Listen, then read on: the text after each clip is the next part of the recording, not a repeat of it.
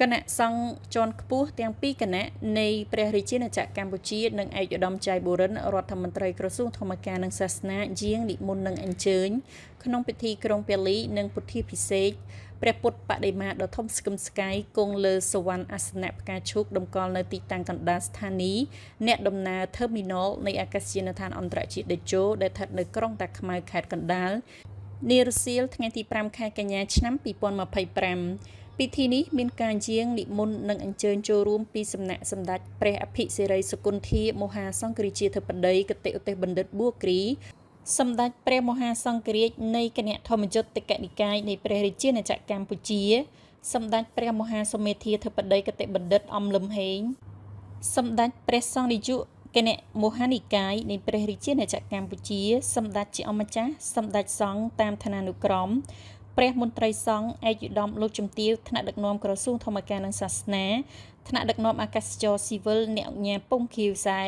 ប្រធានក្រុមប្រឹក្សាក្រុមហ៊ុន OCIC និងអ្នកអង្គការច្រោះស្វ័ននាយកក្រុមហ៊ុន Cambodia Airport Investment និងបុគ្គលិកនៃអាកាសយានដ្ឋានជាច្រើនរូបទៀតនាឱកាសដ៏វិសេសវិសាលនេះសម្ដេចព្រះអភិសិរិសុគន្ធាមហាសង្ឃរាជាធិបតីគតិឧទ្ទេសបណ្ឌិតបួគ្រីនិងសម្ដេចព្រះមហាសូមេធាធិបតីគតិបណ្ឌិតអំលឹមហេងព្រមទាំងសម្ដេចជាអម្ចាស់សម្ដេចសង្ឃតាមឋានានុក្រមព្រះមន្ត្រីសង្ឃបានយាងនិងនិមន្តប្រោះព្រំប្រសិទ្ធពរជ័យមង្គលវិបុលសុខពិសេសសូមបួងសួងដល់ព្រះតេជះបារមីព្រះពុទ្ធជាអម្ចាស់តាមបីបាច់ថែរក្សាដល់ថ្នាក់ដឹកនាំនៃព្រះរាជាណាចក្រកម្ពុជាដែលមានសម្ដេចអគ្គមហាសេនាបតីតេជោហ៊ុនសែនប្រមុខរដ្ឋស្ដីទីនិងជាប្រធានព្រឹទ្ធសភានៃព្រះរាជាណាចក្រកម្ពុជានិងសម្ដេចមហាបវរធិបតីហ៊ុនម៉ាណែតនាយករដ្ឋមន្ត្រីនៃព្រះរាជាណាចក្រកម្ពុជាព្រមទាំងថ្នាក់ដឹកនាំកម្ពុជាគ្រប់លំដាប់ថ្នាក់ប្រជាជនកម្ពុជាទូទាំងប្រទេសនិងភ្ញៀវទេសចរជាតិអន្តរជាតិជួបប្រទេសតែសេចក្តីសុខចម្រុងចម្រើនគ្រប់ប្រការពិធីក្រុងពាលីនិងពុទ្ធាភិសេកព្រះពុទ្ធបដិមាដ៏ធំស្កឹមស្កៃគង់លើសវណ្ណអាសនៈផ្កាឈូកនៅកណ្ដាលអាកាសយានដ្ឋានតេជោនេះមានកម្ពស់ដល់ទៅ9ម៉ែត្រមានទម្ងន់9តោនកសាងពីស្ពាន់និងលោហៈធាតុរចនាបថខ្មែរក្រោមការយកចិត្តទុកដាក់យ៉ាងជ្រាលជ្រៅរបស់ថ្នាក់ដឹកនាំជំនាញរបស់ក្រសួងធម្មការនិងសាសនាដែលដឹកនាំដោយឯកឧត្តមរដ្ឋមន្ត្រីចៅបូរិនដែលចង់បង្ហាញដល់ភ្ញៀវទេសចរជាតិនិងអន្តរជាតិស្គាល់កាន់តែច្បាស់អំពីប្រទេសកម្ពុជាលើវប្បធម៌ប្រពៃណីសាសនានិងគុណតម្លៃព្រះពុទ្ធសាសនាដែលជាសាសនារបស់រដ្ឋហើយបន្តជួយផ្សព្វផ្សាយទៅកាន់ពិភពលោកឲ្យកាន់តែទូលំទូលាយ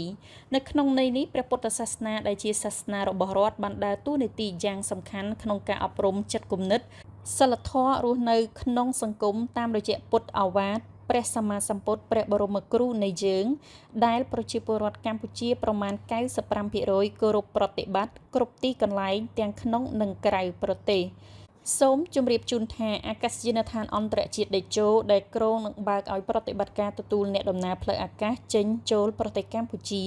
នៅថ្ងៃទី9ខែកញ្ញាឆ្នាំ2025ខាងមុខនេះនិងសម្ពោធជាផ្លូវការនៅថ្ងៃទី20ខែតុលាឆ្នាំ2025ខាងមុខ